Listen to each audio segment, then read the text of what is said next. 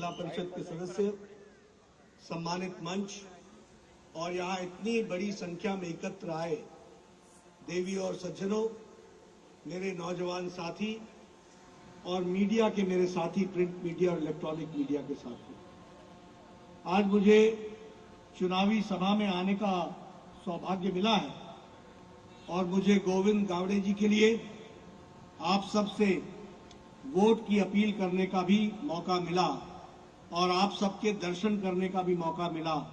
सबसे पहले तो मैं आप सबको नमन करता हूं और आप सब लोग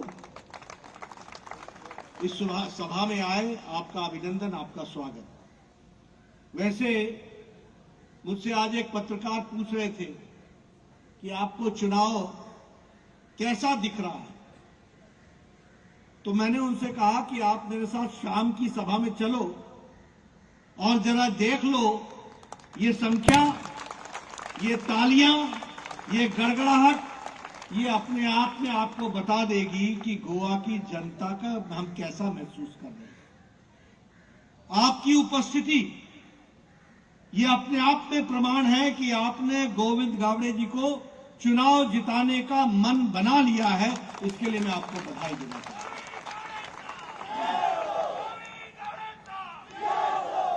लेकिन मित्रों, गोविंद जी को चुनाव जिताना, विधानसभा में भेजना, यही लक्ष्य नहीं है। ये माध्यम है। माध्यम कैसे है? आप इनको चुनाव जिताएंगे, ये नया गोवा बनाने में अपना योगदान करेंगे, इसलिए गोवा का विकास हो। और इसके लिए भी आप समझिए, ये अकेली बीजेपी है जो जनता के बीच में रिपोर्ट कार्ड लेकर के जाती है। नो अदर पॉलिटिकल पार्टी, कोई और राजनीतिक दल रिपोर्ट कार्ड लेकर नहीं जाता है। अभी मेरे बाद गोविंद जी भाषण देंगे, मुझे एक अगले सभा में जाना है, 8 बजे आप रोक लगा देते हैं, तो इसलिए मैंने गोविंद जी को कहा कि मेरे बाद बोलना। अभी सदानंद तनवाड़े जी आपको बोल करके गए, मैंने ये किया, हमारी सरकार ने ये किया, ये किया, ये किया, उन्होंने कोंकण भाषा में बताया। अभी ये भी बताएंगे आपको, थोड़ा बहुत मैं भी बताऊंगा। लेकिन ये रिपोर्ट कार्ड रखने की परंपरा ये मोदी जी ने सिखाई, बीजेपी ने सिखाई, इसको हमको याद रखना चाहिए। बाकी किसी भी दल में ये ताकत नहीं है। दूसरी बात, बाकी सारे राजनीतिक दल न विचार रखते हैं, न ही कोई उद्देश्य रखते हैं और न ही उनका लक्ष्य आपकी सेवा करना है। उनका उद्देश्य सेवा के नाम पर मेवा खाना है। उनका उद्देश्य अपने परिवार को चलाना है। उनका उद्देश्य परिवारवाद पार्टी चलाना है। देखिए, आपको मैं भारत का नक्शा रखना चाहता हूं। आज खतरा क्या है कि बीजेपी छोड़ के बाकी सभी पार्टियां परिवार की पार्टियां बन गई हैं, कोई राष्ट्रीय पार्टी रही नहीं गई है। कोई पार्टी। आप बोलोगे कि क्या बोल रहा है, मैं आपको नक्शे पे बता देता हूं। जम्मू कश्मीर में पीडीपी और नेशनल कॉन्फ्रेंस दोनों ही परिवार की पार्टियां हैं। हरियाणा में लोकदल परिवार की पार्टी है। पंजाब में संयुक्त अकाली दल परिवार की पार्टी है। आप उत्तर प्रदेश जाइए, समाजवादी पार्टी परिवार की पार्टी है। आप वेस्ट बंगाल में जाइए, टीएमसी यहां जो आई है, ये दीदी और भतीजे की पार्टी है। बस और कोई नहीं, बाकी ढपली बजाओ, झाल माल बजाते रहो। ये हमारे आंध्र प्रदेश में टीडीपी परिवार की पार्टी है, वाईएसआर परिवार की पार्टी है। तेलंगाना में केसीआर की पार्टी, टीआरएस परिवार की पार्टी है। तमिलनाडु में डीएमके परिवार की पार्टी है। महाराष्ट्र में जाओ, शिवसेना परिवार की पार्टी है। आप एनसीपी परिवार की पार्टी है।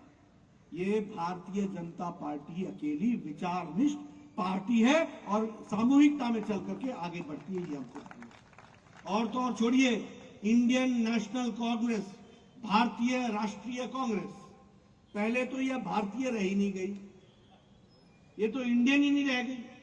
दूसरा, राष्ट्रीय नहीं रह गई। ये तो सीमित हो गई, 2-3 प्रदेश तक सीमित हो गई।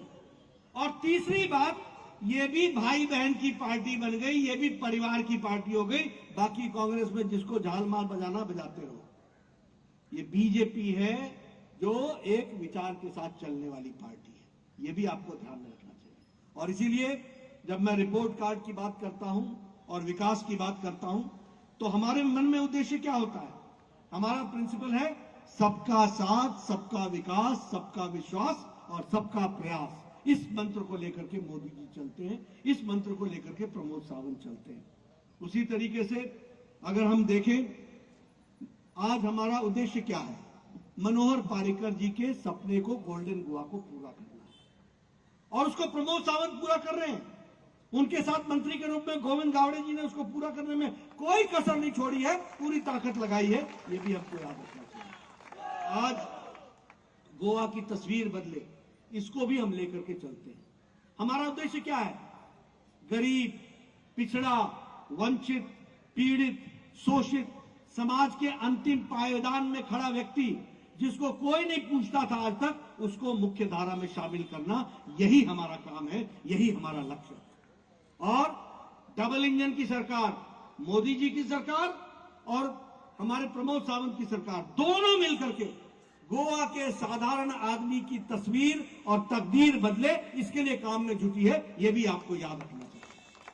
और कहने के लिए नहीं मैं कह रहा हूं। आप बताइए, आपको केंद्र की तरफ से स्वच्छता अभियान में आपके यहां 100% ओपन डिफिकेशन फ्री हो गया कि नहीं हो गया? गोवा 100% टॉयलेट्स बन गए कि नहीं बन गए? अब कोई भी शौच बाहर नहीं जाता, ओपन में नहीं जाता। Goa is 100% open defecation free. ये गोवा को दिया है तो मोदी जी और प्रमोद सावंत जी ने मिलकर के दिया है। आज गोवा 100% इलेक्ट्रिफिकेशन हो गया कि नहीं हो गया? 100%। कोई घर बगैर बिजली के नहीं है। यह है गोवा की तस्वीर, इसको हमको याद रखना चाहिए। आज बताइए, प्रधानमंत्री गरीब कल्याण अन्न योजना में सबको राशन मिल रहा है कि नहीं मिल रहा है? जरूरतमंद को राशन मिल रहा है कि नहीं मिल रहा है? 5 किलो गेहूं, 5 किलो चावल, जब से कोरोना आया तब से मुफ्त अनाज, ये मोदी जी के नेतृत्व में मिल रहा है। इसको भी हमको याद रखना चाहिए। उज्ज्वला योजना में सिलेंडर मिल रहा है, सौभाग्य योजना में इलेक्ट्रिसिटी मिल रही है। और उसी तरीके से अगर हम देखेंगे तो हमारे ध्यान में आएगा कि मनोहर पारिकर जी ने भी कोई भी कसर इसमें नहीं छोड़ी है और उन्होंने आपको हर एक तरीके से जोड़ने का प्रयास किया है। उसी में आप देखेंगे तो घर आधार योजना, गृह आधार योजना, अब गृह आधार योजना में 1,30,000 बहनों को, यानी 1,30,000 परिवार को 1500 रुपए मिल रहे हैं कि नहीं मिल रहे हैं? गरीब लोगों की चिंता हो रही है कि नहीं हो रही है? एक नया आयाम, 100 करोड़ रुपए खर्च करके प्रमोद सावंत जी ने आपको जोड़ने का प्रयास किया है।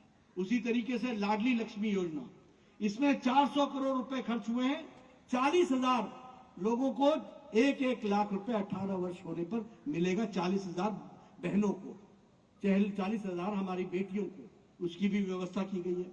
दयानंद सोशल सिक्योरिटी स्कीम में पहले 2,000 मिलता था, अब गोविंद जी को आप नया लाइसेंस दोगे, आगे चलकर 3,000 मिलेगा महीने का। ये भी हमको, और किसको मिलेगा? बुजुर्गों को मिलेगा, अपाहिज को मिलेगा, जो हमारे विधवा बहनें हैं उनको मिलेगा। इस तरीके की बात की गई है। मोदी जी ने आयुष्मान भारत में 10,000 परिवार को 5 लाख रुपए का दिया, तो उसी को जोड़ते हुए आपके यहां भी ये जो दयानंद दीनदयाल स्वास्थ्य सेवा योजना के तहत आपको अगर 4 का परिवार है तो 2.5 लाख रुपए साल का, और अगर 4 से ऊपर का परिवार है तो 4 लाख रुपए साल का स्वास्थ्य की सेवा के लिए 1,16,000 परिवारों को हेल्थ कार्ड दे दिया गया है और उनका वो स्वास्थ्य की दृष्टि से चिंता की जाएगी। ये काम हुआ है, इसको भी हमको याद रखना चाहिए। आपके यहां मैं पहले आता था तो पहले मैं फेरी पर बैठता था, फिर गाड़ी को भी फेरी में डालता था, तब जाकर के गोवा में मांडवी रिवर क्रॉस करके इस तरफ आता था। आजकल कहीं अटल सेतु, कहीं जुआरी ब्रिज बन रहा है, कहीं अंडरपास, कहीं ओवरपास। एक तरीके से 40,000 करोड़ रुपए गोवा में सिर्फ over bridge, under bridge, flyover के लिए खर्च हो रहा है। इसको भी हमको याद करना है। और इस बार के बजट में सारे देश के लिए 20,000 किलोमीटर की सड़क बनेगी 1 साल के अंदर, और 25,000 करोड़ रुपए इसके लिए रखे गए हैं। वो भी हमको याद रखना चाहिए, उसको भी हमको ध्यान में रख करके अपनी योजनाओं के बारे में चर्चा करना चाहिए। आपके यहाँ फॉरेंसिक इंस्टीट्यूट बन रहा है, उसी तरीके से श्यामा प्रसाद मुखर्जी स्टेडियम बन रहा है, उसी तरीके से श्री मनोहर पारिकर स्पोर्ट्स का कॉम्प्लेक्स बन रहा है, उसी तरीके से आज पहले यहाँ पर PHC 19 होया करती थी, 5 साल के अंदर 55 PHC पब्लिक हेल्थ सेंटर्स ये खुल गए हैं। इसको भी हमको याद रखना चाहिए। 23 आयुर्वेदिक डिस्पेंसरीज खुली है 5 साल के अंदर, 2 होम्योपैथिक डिस्पेंसरीज खुली है, सुपर स्पेशलिटी ब्लॉक में 7 सुपर स्पेशलिटी की व्यवस्था। मैं स्वास्थ्य मंत्री था, मोदी जी ने गोवा के लिए स्पेशल भिजवाया, और विश्वजीत मंत्री होता था। सुपर स्पेशलिटी खुल गया है। अब आपको ना मुंबई जाने की जरूरत है, ना दिल्ली ना बंगलोर। आपका इलाज, भगवान न करे कि किसी की इलाज की जरूरत पड़े, लेकिन आपके इलाज की व्यवस्था यहाँ कर दी गई है। इसको भी हमको ध्यान में रखना है, इसको भी याद रखना है। उसी तरीके से जैसा मैंने कहा कि यहाँ पर साल में 25 लाख टूरिस्ट आता था, आज 80 लाख टूरिस्ट आ रहा है कोरोना के संक्रमण के दौरान भी, और यह आगे चल करके कोरोना समाप्त होने के साथ साथ तीव्र गति से बढ़ेगा। ये भी हमको याद रखना है। IIT 2016 में खुल गई, NIT national institute of technology Goa में आ गया, और हमारे गोवा के युवा साथी 40% सीटें आपके लिए बुक है, आपकी उसमें रिजर्वेशन है, आपको पढ़ने का मौका मिलेगा। इसकी भी व्यवस्था की गई है, ये भी हमको याद रखना चाहिए। उसी तरीके से मैरीटाइम क्लस्टर जो बनाया जा रहा है, जिसमें हम अपने अपने शिपिंग के लिए जो क्लस्टर के तहत अब उसमें सारी व्यवस्थाएं एक स्थान पर कर रहे हैं, और उसको चलाने के लिए सब्सिडी भी देंगे, लोन भी देंगे, उसकी व्यवस्था की गई है। हमारे फिशरमैन को 5 लाख रुपए के लोन से आगे सब्सिडी के साथ साथ जोड़ने का प्रयास किया गया है। हमारे यहाँ एक्वा कल्चर के लिए अलग से लोन देने की व्यवस्था की गई है। हमारे किसान भाइयों के लिए कोकोनट पर MSP 20% बढ़ा दी है, कैश्यू नट पर 25% बढ़ा दी गई है। हर दृष्टि से एक विकास की एक नई कहानी लिखी जा रही है। एक्वाकल्चर में 50% हमारे को सब्सिडी दी जाएगी, यानी हाफ सब्सिडी हमको मिलेगी, इसकी व्यवस्था की गई है। उसी तरीके से आज गोवा 6th भारत में 6ठे नंबर पर इनोवेटिव अप्रोच पे खड़ा हुआ है, और कंट्री में इनोवेशन को फैसिलिटेट करने वाला नंबर 1 का राज्य गोवा खड़ा हुआ है। आपको मैं बधाई देता हूं, इसको आगे हमको बढ़ाना है। मित्रों, मैं आपके सामने यहाँ के लोकल अचीवमेंट्स के बारे में नहीं बताऊंगा, गोविंद जी आपको बताएंगे, लेकिन आपके यहाँ कोई सड़क ऐसी नहीं है जो पक्की नहीं है, सारी सड़कें पक्की हो गई हैं। आपके यहाँ कोई घर नहीं है जहां बिजली नहीं पहुंची। आपके यहाँ पर पब्लिक हेल्थ फैसिलिटीज माकूल की गई हैं। हर दृष्टि से उन्होंने पिछले 5 साल में आपके विकास के लिए पूरा का पूरा योगदान किया है। मैं एक ही बात कहना चाहूंगा, गोविंद जी बहुत तजुर्बेकार नेता है, उभरते हुए सितारे हैं, उभरते हुए नेता हैं, आगे बहुत आगे इन्होंने जाना है, और इनको हमने मजबूती प्रदान करनी है। भारतीय जनता पार्टी के कमल के निशान पर वोट डालना है, और मुझे पूरा विश्वास है कि अपना ये इलाका पूरी ताकत के साथ उनके नेतृत्व में आगे बढ़ेगा, और प्रयोल में पूरी ताकत से एक विकसित प्रयोल की तरफ आगे जो बढ़ रहा है, वो तीव्र गति से एक लंबी छलांग लगा करके आगे बढ़ेगा। मित्रों, बताइए, आप पूरा का पूरा समर्थन गोविंद गावड़े जी को देंगे ना? देंगे ना? पीछे से आवाज आ जाए, देंगे ना? मित्रों, यही रास्ता है प्रयोल को आगे बढ़ाने का, यही रास्ता है गोवा को आगे बढ़ाने का, यही रास्ता है गरीब की चिंता करने का, यही रास्ता है महिलाओं को सशक्तिकरण देने का, यही रास्ता है युवाओं को नई ताकत देने का। और इस रास्ते को करने के लिए कमल के निशान पर 14 तारीख को आप बटन दबाएं, कमल के निशान को खिलाएं, गोविंद गावड़े जी को आगे बढ़ाएं, और उनके साथ साथ इस काम को आगे बढ़ाने में अपना योगदान करें। यही मैं आपसे निवेदन करने आया हूं। मैंने कम शब्दों में आपके सामने पूरी तस्वीर गोवा की खींचने का प्रयास किया है। आप जरूर मेरी बात को ध्यान में लेंगे और आप इनको जिताएंगे। इन्हीं शब्दों के साथ बहुत बहुत धन्यवाद। आगे आप गोविंद जी के वक्तव्य सुनेंगे। मुझे आप इजाजत दीजिए। बहुत बहुत धन्यवाद। बहुत बहुत धन्यवाद।